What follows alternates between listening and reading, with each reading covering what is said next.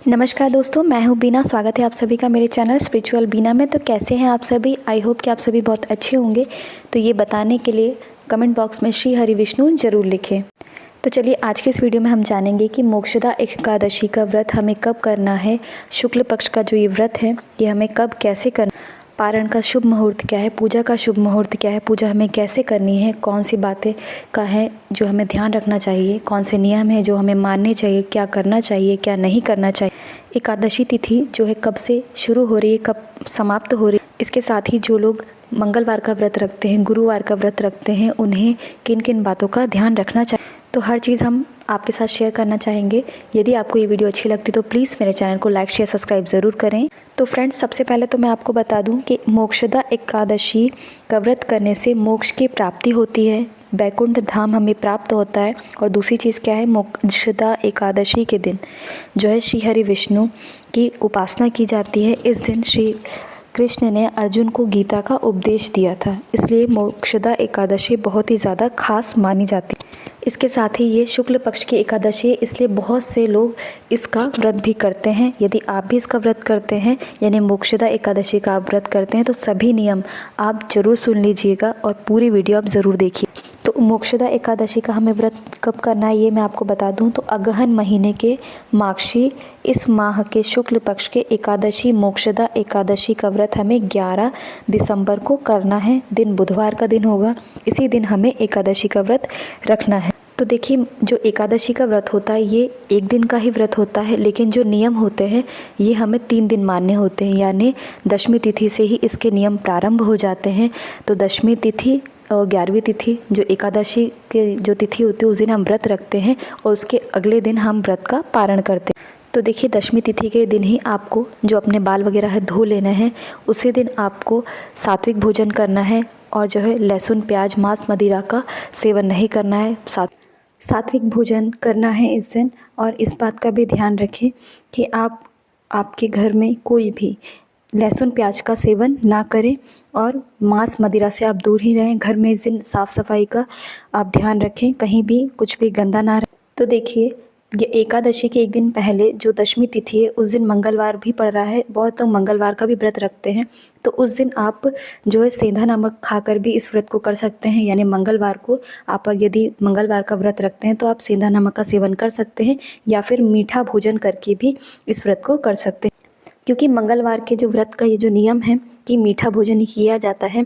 यदि आप में इतना सामर्थ्य नहीं है कि आप मंगलवार का भी व्रत करें, उसके बाद बुधवार को ये जो एकादशी पड़ रही है उसका भी व्रत करें, तो आप मंगलवार के दिन सेंधा नमक का यूज़ कर सकते हैं। यानी सेंधा नमक में बनी हुई कोई भी, जैसे आलू फ्राई करके खा सकते हैं या फिर जो है सेंधा नमक के आप साबूदाने की खिचड़ी खा सकते हैं। इसके साथ ही देखिए, एकादशी के दिन तुलसी नहीं तोड़ी जाती है, तो आप उस दिन तुलसी ना तोड़ें। और इसके साथ ही जो है दशमी तिथि के दिन भी तुलसी पत्र नहीं तोड़ा जाता है, तो आप जो सोमवार का दिन पड़ेगा आप उस दिन तुलसी पत्र तोड़कर रख लीजिए। क्योंकि तुलसी को कभी भी बासी नहीं माना जाता है, इसलिए आप 2 दिन पहले यानी सोमवार के दिन नौमी तिथि के दिन तोड़कर रख सकते हैं। और एकादशी के दिन जब आप व्रत करें तो कोई भी भोग लगाएं तो उसमें समर्पित कर सकते हैं। और एकादशी के दिन जब हम पूजन करते हैं तो तुलसी पत्र विष्णु जी को जरूर समर्पित की जाती है।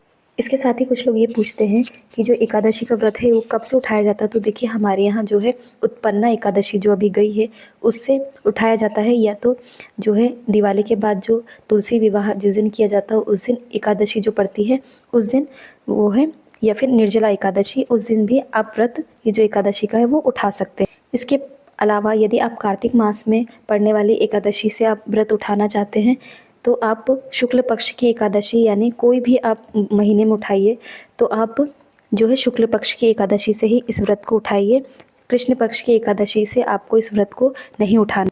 यदि आपके यहाँ मोक्षदा एकादशी से इस व्रत को उठाया जाता है तो तब आप उठा सकते हैं, लेकिन हमारे यहाँ मोक्षदा एकादशी से इस व्रत को नहीं उठाया जाता, इसलिए आप मेरे हिसाब से तो आप मोक्षदा एकादशी से इस व्रत को ना उठाइए। अगर आप पहले से व्रत कर रहे हैं तो आप अपने व्रत को कंटिन्यू कर सकते हैं।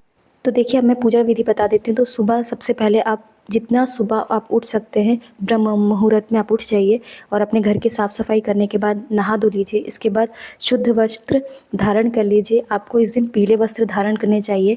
इसके बाद जहाँ भी आपको पूजा स्थल में पूजा करनी होती है वहाँ पर आप या तो अपने मंदिर में भी पूजा कर सकते हैं या फिर अलग से चौकी भी लगा सकते हैं।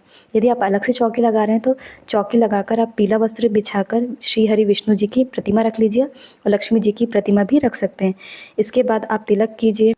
इसके बाद फल फूल मिठाई जो भी आपने भोग प्रसाद बनाया आप वो चीज़ समर्पित कर सकते हैं। लेकिन जो भी आप भोग प्रसाद समर्पित करें सभी में आपको तुलसी दल ज़रूर समर्पित करना है। अलग से भी आप तुलसी दल समर्पित कर सकते हैं। इस दिन तुलसी जी और शालिग्राम जी की भी आप पूजन कर सकते हैं।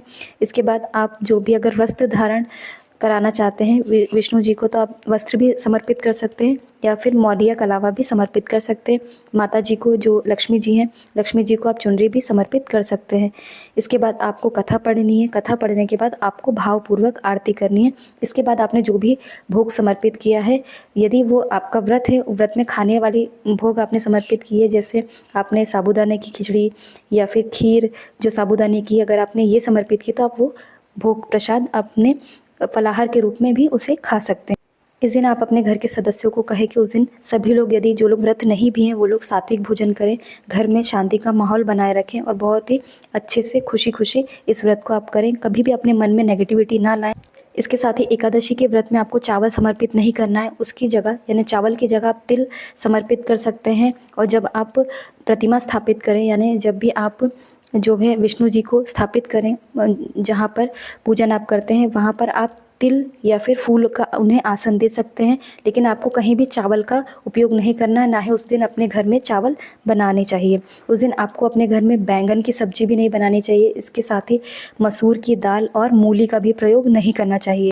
इस दिन आपको भावपूर्वक भजन कीर्तन करना चाहिए, कथा पढ़नी चाहिए, आरती करनी चाहिए और आप इस दिन जितना चाहे उतना दान कर सकते हैं।